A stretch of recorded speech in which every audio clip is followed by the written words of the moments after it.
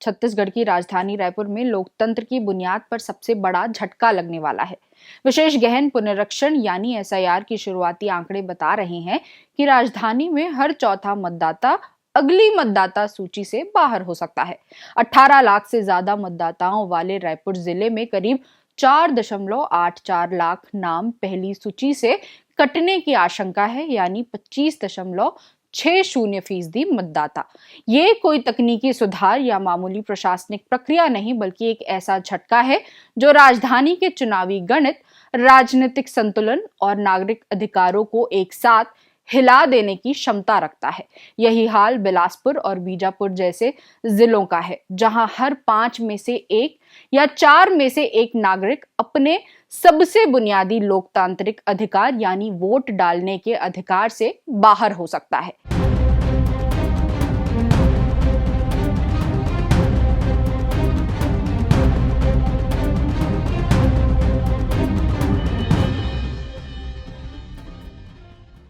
ITSA Hospital, on a mission towards a healthy world. Our 350-bed hospital with 3 dedicated wings, multi-specialty, pediatrics और wellness. यहाँ मिलता है world class treatment, health care, hospitality और harmony का perfect blend, और central India का सबसे बड़ा पीडियाट्रिक हॉस्पिटल। गेट और हैंड ट्रेनिंग के लिए cutting edge robotic physiotherapy and rehab. We are here to change the way you feel about hospitals. It's a hospital near Ambuja mall, Raipur. जरूरी बात में आपका स्वागत है।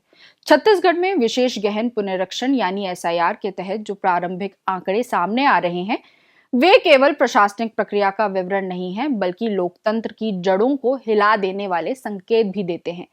अब तक के दर्ज आंकड़े ये स्पष्ट करते हैं कि राज्य में मतदाता सूची के बड़े पैमाने पर नाम हटाए जाने की प्रक्रिया चल रही है, जिसका असर आने वाले चुनावों और राजनीतिक संतुलन पर गहरा पड़ सकता है। उपलब्ध दस्तावेज के अनुसार छत्तीसगढ़ के कुल 2,12,30,737 मतदाताओं में से 27,84,924 मतदाता यूईएफ यानी अनकलेक्टेड इन्यूमरेशन फॉर्म्स यानी असंग्रहित गणना प्रपत्र की श्रेणी में आ गए हैं, जिनके नाम पहली सूची से हटने की आशंका है।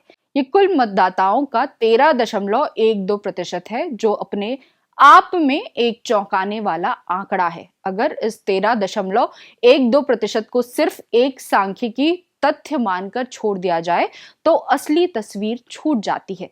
असल चिंता तब शुरू होती है जब हम जिला स्तरीय आंकड़ों को देखते हैं। रायपुर, बिलासपुर और बीजापुर जैसे जिलों में यूईएफ का प्रतिशत 20 से 25% के बीच पहुंच चुका है। राजधानी रायपुर में ही 18,92,523 मतदाताओं में से 4,84,421 मतदाता यूईएफ श्रेणी में हैं, जो 25.60% है, यानी हर 4 में से 1 मतदाता का नाम सूची से बाहर हो सकता है।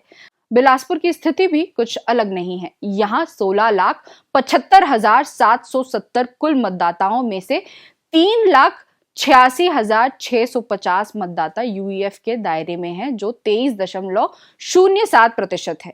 बीजापुर, जो पहले से ही संवेदनशील और आदिवासी बहुल जिला माना जाता है, वहां 1,91,652 मतदाताओं में से 38,634 नाम यूईएफ में दर्ज है, यानी 20.16%। इन तीनों जिलों में औसत से कहीं अधिक प्रतिशत ये संकेत देता है कि शहरी, अर्धशहरी और नक्सल प्रभावित इलाकों तीनों में मतदाता सत्यापन की प्रक्रिया सवालों के घेरे में है। चूक किसकी है, ये बहस का विषय हो सकता है। आरंभिक तौर पर असंग्रहित गणना प्रपत्र के कारणों का जो वर्गीकरण दिया गया है, वह इस संकट की परतें खोलता है।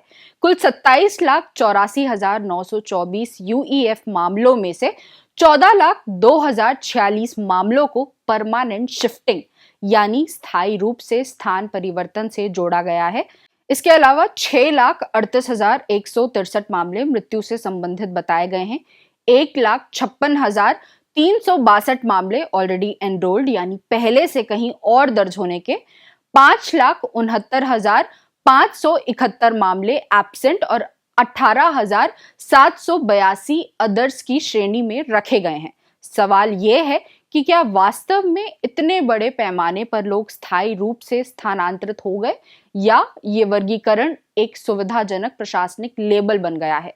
मृत्यु से जुड़े आंकड़े भी कम चिंताजनक नहीं हैं। उदाहरण के तौर पर बीजापुर में मृत्यु के आधार पर 12,525 नाम यूईएफ में डाले गए हैं, जो वहां के कुल मतदाताओं का 6.54% है। सुकमा में यह आंकड़ा 5.89% और नारायणपुर में 3.77% है। आदिवासी और दूरस्थ इलाकों में मृत्यु पंजीकरण की प्रक्रिया पहले से ही कमजोर मानी जाती है। राज्य के अन्य जिलों में भी स्थिति कम गंभीर नहीं है। दुर्ग में 18.47%, सुकमा में 18.29%, मुंगेली में 15.32% और कोरबा में 14.32% मतदाता यूईएफ की सूची में है। यानी यह समस्या सिर्फ 3-4 जिलों तक सीमित नहीं है, बल्कि लगभग पूरे राज्य में फैली हुई है। फर्क बस इतना है कि कहीं ये विस्फोटक रूप में दिख रही है और कहीं धीरे धीरे। इस पूरे परिदृश्य का सबसे खतरनाक पहलू इसका राजनीतिक और लोकतांत्रिक असर है। यदि 27 लाख से अधिक मतदाता सूची से बाहर हो जाते हैं तो इसका सीधा प्रभाव मतदान प्रतिशत, चुनावी परिणाम और जनप्रतिनिधित्व पर पड़ेगा। जिन इलाकों में 20-25% मतदाता कट सकते हैं, वहां चुनावी नतीजे पूरी तरह बदल सकते हैं। खासकर रायपुर और बिलासपुर जैसे शहरी केंद्रों में, जहां एक एक सीट का हजारों वोटों से जीत हार तय होती है, वहां 25% मतदाताओं का बाहर होना सत्ता संतुलन को उलट सकता है।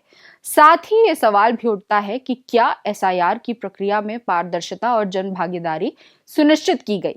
क्या मतदाताओं को समय पर जानकारी दी गई? क्या दूरस्थ आदिवासी और शहरी गरीब इलाकों में घर घर जाकर सत्यापन हुआ या फिर कागजी प्रक्रिया को ही आधार मान लिया गया?